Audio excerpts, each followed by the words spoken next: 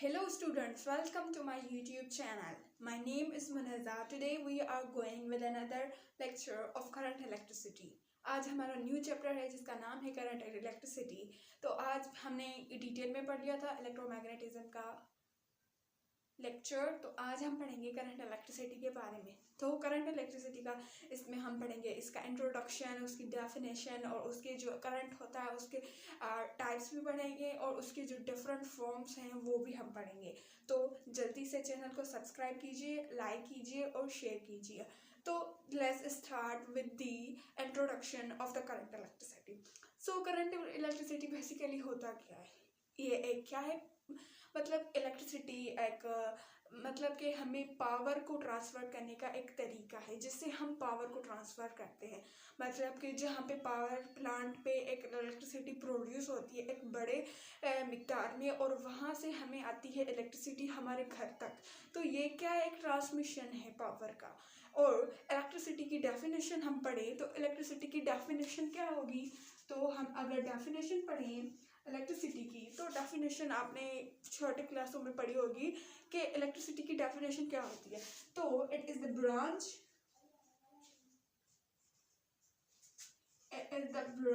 Of physics. ये क्या है, एक फिजिक्स की ब्रांच है इन विच वी स्टडी, जिसमें या कह दे कि विच डील्स विथ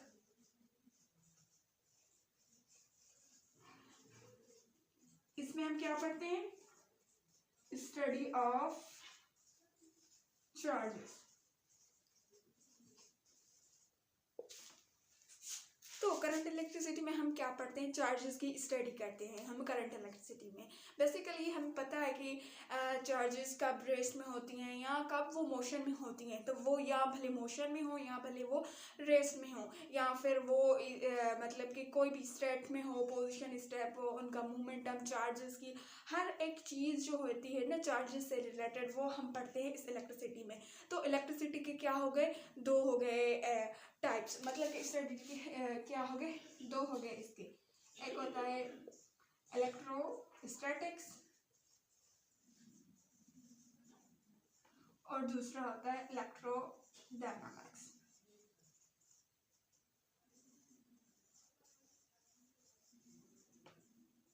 इलेक्ट्रोस्टैटिक्स में हम पढ़ के हैं तो इलेक्ट्रोस्टैटिक्स में हम क्या पढ़ते हैं, study of the charges at rest. जब कोई चार्ज रेस्ट पे होती है मतलब कि या तो हम चार्ज रेस्ट में या फिर चार्ज क्या कर रही है, डेडली स्लो मोशन में है, तो वो हम पढ़ते हैं इलेक्ट्रोस्टैटिक्स। हम इलेक्ट्रोस्टैटिक्स वाला चैप्टर जो है वो भी मैं कभी कवर कराऊंगी। लेकिन जो इलेक्ट्रोस्टैटिक्स में हम डेफिनेटली चार्जेस की स्टडी करते हैं, लेकिन जब वो चार्जेस किस में हो, रेस्ट में हो, तो तब हम उस स्टडी को क्या कहते हैं, इलेक्ट्रोस्टैटिक्स। जब चार्जेस रेस्ट में हो या फिर डेडली स्लो मोशन, मतलब उनका जो मोशन हो तमाम स्लो हो, बहुत ही स्लो, तो वो भी किस ब्रांच में स्टडी की जाएंगी, इलेक्ट्रोस्टैटिक्स में। और दूसरा ब्रांच है कौन सा, इलेक्ट्रोडायनामिक्स। सो डायनामिक्स में हमें पढ़ता है, डायनामिक का मीनिंग होता है मोशन। बेसिकली इसका डिफरेंट मीनिंग होता है डिफरेंट जगह पे, लेकिन इस वक्त इसका मीनिंग है मोशन। इलेक्ट्रोडायनामिक्स में हम क्या पढ़ते हैं, स्टडी ऑफ चार्जेस पढ़ते हैं जब वो क्या हो, मोशन में हो।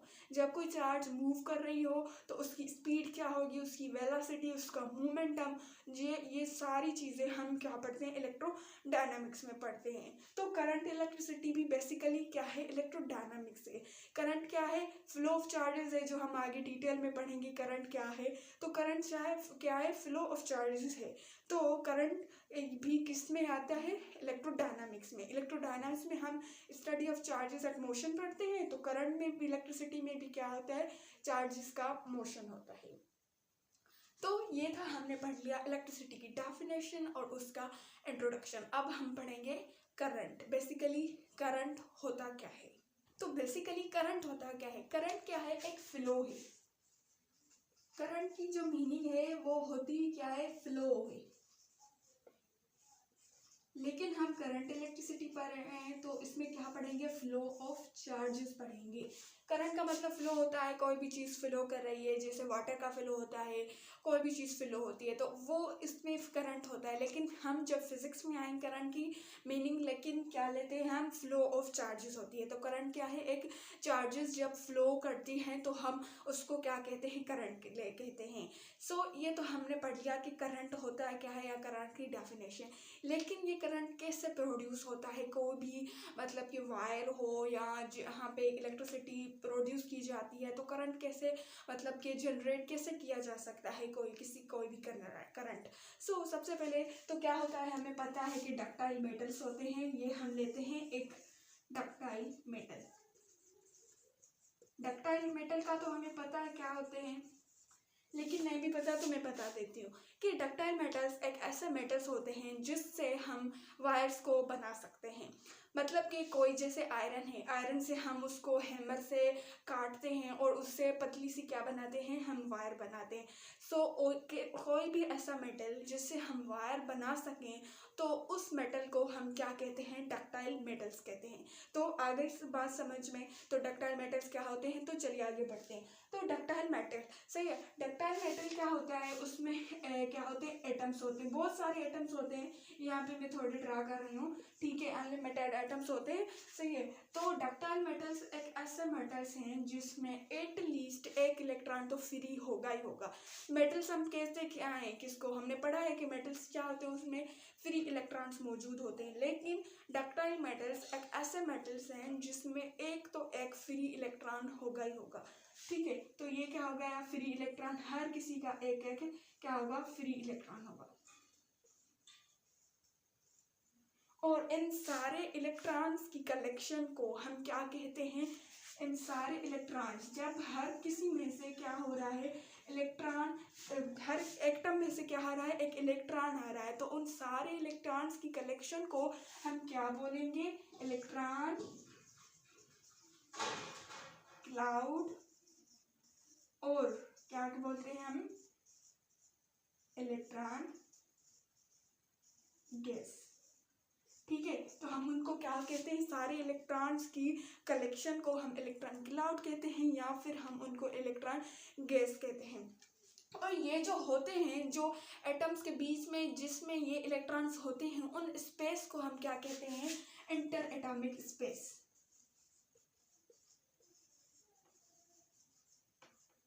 हम उसको क्या कहते हैं, इंटर एटॉमिक स्पेस। मतलब कि ये देखिए, यहाँ पे एटम है, ठीक है, यहाँ पे एटम है, तो क्या क्या करेगा, एक इलेक्ट्रॉन एक हिस्से रिपेल करेगा, ये इलेक्ट्रॉन इससे रिपेल करेगा। क्यों रिपेल करेगा, क्योंकि दोनों पे कौन सी चार्ज है, नेगेटिव चार्ज है, तो दोनों क्या करेंगे, एक दूसरे को रिपेल करेंगे, जिसकी वजह से यहाँ पे जो स्पेस है वो खाली हो जाएगी। और उस स्पेस को हम क्या कहते हैं, इंटर एटॉमिक स्पेस। इंटर का मतलब होता है कि बीच में, एटॉमिक मतलब एटम्स के बीच में जो स्पेस है, हम उन स्पेस को क्या कहते हैं, इंटर एटॉमिक स्पेस, सही है। तो ये जो इलेक्ट्रॉन क्लाउड होता है, मतलब कि हर एक डक्टाइल मेटल से एक इलेक्ट्रॉन मिलके एक कलेक्शन बनाता है, उस कलेक्शन को हम इलेक्ट्रॉन क्लाउड कहते हैं। तो उसकी कोई ना कोई स्पीड होती है, वो स्पीड को हम क्या कहते हैं, थर्मल स्पीड।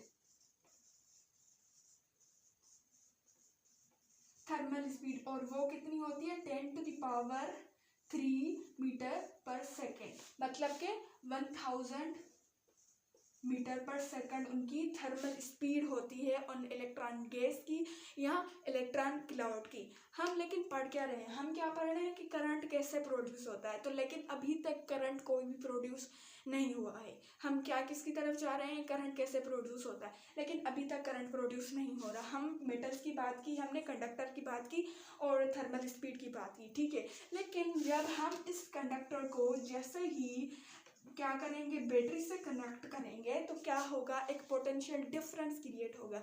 लेकिन हमने पोटेंशियल डिफरेंस, अगली हमारी टॉपिक है, लेकिन आप समझें बस एक मतलब कि एक फोर्स जनरेट हुआ है, मतलब कि क्या हुआ है, इलेक्ट्रोमोटिव फोर्स जनरेट हुआ है। पोटेंशियल डिफरेंस मतलब कि हुआ है जिसे क्या मिल रही है, इलेक्ट्रॉन्स को कोई डायरेक्शन मिल रही है। बस समझें कि पोटेंशियल डिफरेंस से क्या हो रहा है, इलेक्ट्रॉन्स को एक, ये जो इलेक्ट्रॉन गैस या इलेक्ट्रॉन क्लाउड है उसमें से क्या मिल रही है, इलेक्ट्रॉन्स को क्या मिल रही है, डायरेक्शन मिल रही है कि जैसे हम रेगिस्तान में, तो बहुत सारे रेगिस्तान में होंगे, मिसाल देके समझाती हूँ, बहुत सारे रेगिस्तान में हैं, तो रेगिस्तान में हमें पता नहीं कि हमें किस तरफ जाना है, तो हम आराम से चलेंगे तो क्या होगा कि हमें कोई पता ही नहीं है डायरेक्शन। लेकिन एकदम से हमें कोई एरो नज़र आ जाए तो वो क्या होगा, एक डायरेक्शन होगा, हमें पता चल जाएगा। इस तरह यही इलेक्ट्रॉन्स को क्या मिलेगा, बैटरी क्या प्रोवाइड करेगी, उनको एक डायरेक्शन प्रोवाइड करेगी। तो इलेक्ट्रॉन क्या करेंगे, सारे क्या करेंगे, इलेक्ट्रॉन या तो पॉजिटिव से मतलब कि अगर हम पढ़ेंगे पॉजिटिव से या नेगेटिव, पॉजिटिव से नेगेटिव जाएंगे इलेक्ट्रॉन्स या नेगेटिव से पॉजिटिव जाएंगे, लेकिन सारे इलेक्ट्रॉन्स का जो डायरेक्शन होगा वो सारे इलेक्ट्रॉन्स का क्या होगा, सेम डायरेक्शन होगा। और वहाँ पे जब हम बैटरी प्रोवाइड करेंगे तो उनको एक डायरेक्शन मिलेगा और एक वेलोसिटी हमने पढ़ी है, तो वेलोसिटी को डायरेक्शन भी होता है और उसको मैग्नीट्यूड भी होता है, लेकिन स्पीड को डायरेक्शन नहीं है। तो उनको अगर एक मखसूस डायरेक्शन में वो जा रहे हैं, पर्टिकुलर डायरेक्शन में जा रहे हैं, तो वो उनको क्या मिलेगा, एक तो वेक्टर बनेगा कि क्या जाएंगे, वो एक स्पीड से अब नहीं जाएंगे, उनको एक डायरेक्शन है, अब उनकी स्पीड नहीं रहेगी, वो क्या चेंज हो जाएगी, वेलोसिटी को क्या कहते हैं, ड्रिफ्ट वेलोसिटी, जो कि बराबर होती है 10⁻³ मीटर पर सेकंड के। क्या कहते हैं हम उस वेलोसिटी को, ड्रिफ्ट वेलोसिटी, जो कि बराबर होती है 10⁻³ मीटर पर सेकंड। और ये जो बराबर होती है 10⁻³ नहीं, 10⁻6 होती है, ठीक है। थर्मल जो स्पीड होती है, थर्मल स्पीड बराबर होती है 10⁻6 मीटर पर सेकंड के। और जो ड्रिफ्ट वेलोसिटी है, जब इलेक्ट्रॉन्स को एक डायरेक्शन मिल जाती है फ्लो करने के लिए, वो जो बराबर होती है ड्रिफ्ट वेलोसिटी 10⁻³ मीटर पर सेकंड से। और जिसकी ड्रिफ्ट वेलोसिटी की वजह से ही क्या प्रोड्यूस होता है, करंट प्रोड्यूस होता है, ठीक है। तो हमने सारा पढ़ा कि करंट कैसे प्रोड्यूस हुआ, ड्रिफ्ट वेलोसिटी की वजह से क्या हुआ, करंट प्रोड्यूस हो रहा है। तो अब हम पढ़ेंगे करंट की यूनिट और उसका जो फार्मूला है। वो करंट का जो फार्मूला है बराबर होता है, करंट को हम कैसे आई से डिनोट करते हैं, और वो उसका फार्मूला होता है Q/में, मतलब कि कितने यूनिट टाइम में कितनी चार्जेस फ्लो कर रही हैं, मतलब कि number of the charges per unit time, उसको हम क्या कहते हैं, करंट। ये भी डेफिनेशन हो सकती है कि कितने यूनिट टाइम, क्योंकि ये डेरिवेटिव क्वांटिटी है, मतलब कि ये टाइम पे डिपेंड करती है। डेरिवेटिव क्वांटिटी क्या होती है, टाइम पे डिपेंड करती है। तो number of the charges per unit time, उसको हम बोलते हैं करंट, ठीक है। तो हमने पढ़ा है कि Q किसके बराबर होता है, Ne के बराबर होता है। ये क्या है, क्वांटाइजेशन नंबर, मतलब कि इलेक्ट्रॉन क्या होते हैं, कंजर्व होते हैं, उनका जो मैग्नीट्यूड होता है इलेक्ट्रॉन वन कंजर्व होता है, तो हम उसको चेंज नहीं कर सकते। हम Q को क्या करेंगे, N से मल्टीप्लाई करते जाएंगे। तो ये क्या हो गया, तो हम यहाँ पे करंट पुट करेंगे और यहाँ पे Q की जगह Ne और अपन में टाइम, ये होता है करंट का फार्मूला, जिसे हम फाइंड कर सकते हैं करंट की मैग्नीट्यूड को। तो करंट क्या है, बेसिकली कहा जाता है कि करंट क्या है, छोटे क्लासेस में कहा जाता है कि करंट एक टेंसर क्वांटिटी है, बट बेसिकली जो करंट है वो नई क्लासों में, छोटे क्लासों में कहा जाता है कि करंट क्या है, एक स्केलर क्वांटिटी है, क्योंकि उसके पास मैग्नीट्यूड होता है और डायरेक्शन नहीं होता। लेकिन हमें पता है कि क्या हो रहा था, जब हम बैटरी प्रोवाइड कर रहे थे तो इलेक्ट्रॉन्स को एक डायरेक्शन मिल रही, तो उनको तो करंट होना चाहिए, उनको तो डायरेक्शन होनी चाहिए। लेकिन ऐसा होता है, उनको डायरेक्शन भी होती है और मैग्नीट्यूड भी होता है, फिर भी हम उनको वेक्टर क्वांटिटी नहीं कहते, हम उनको एक दूसरी क्वांटिटी में कंसीडर करते हैं, जिसको हम कहते हैं क्या, टेंसर क्वांटिटी।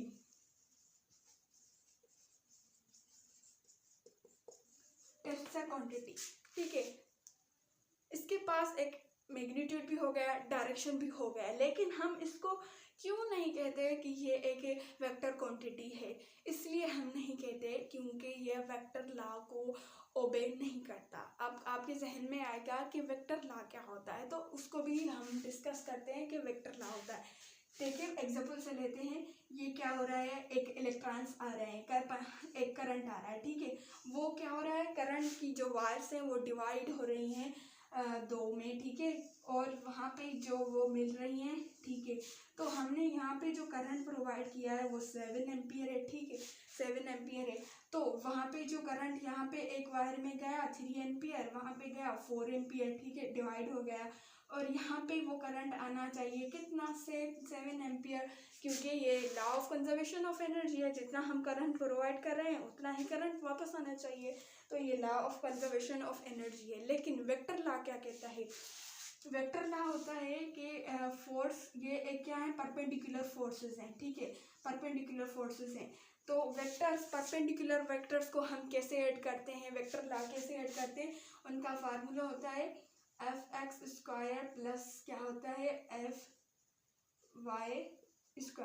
तो ठीक है, तो f क्या हो गया, ये क्या है 3 है, 3 को हम कहते हैं स्क्वायर, और प्लस में ये क्या है 4, तो ये क्या हो गए 9 प्लस 4 4 16, तो f क्या हो गया 25, और 25 का स्क्वायर रूट कितना आएगा, फोर्स कितना आया 5, तो 5 एम्पियर आया।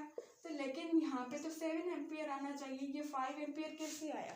तो ये क्या हो गया, इससे हमें पता चला कि करंट क्या है, वेक्टर लॉ को ओबे नहीं कर रहा, और ये वायलेट कर रहा है किसको, कंजर्वेशन ऑफ एनर्जी को। तो इसलिए हम कहते हैं कि ये एक क्या है, टेंसर क्वांटिटी है, क्योंकि ये फॉलो नहीं कर रहा किसको, वेक्टर लॉ ऑफ एडिशन को। एडिशन है तो वेक्टर लॉ ऑफ एडिशन को ये फॉलो नहीं कर रहा, तो हम इसको vector quantity as a consider नहीं करते, हम इसको एक और क्वांटिटी कंसीडर करते हैं जो कि है टेंसर क्वांटिटी। तो करंट की जो यूनिट है वो क्या है, वो क्या है, एम्पियर है। हम इस यूनिट को एम्पियर के नाम पे क्यों कहते हैं, क्योंकि ये एक साइंटिस्ट है एंड्री मेरी एम्पियर, उन्होंने दिया था, तो हम इसको एज ए एंड्री मेरी एम्पियर, स्पेलिंग पता नहीं है, एम्पियर के नाम पे हम इनको एम्पियर कहते हैं, जो करंट का यूनिट है। तो ये था हमारा आज का लेक्चर। अगले लेक्चर में हम पढ़ेंगे फॉर्म्स ऑफ द करंट और the types of the current. So जल्दी से चैनल को सब्सक्राइब कीजिए, और तब तक के लिए अल्लाह हाफिज़।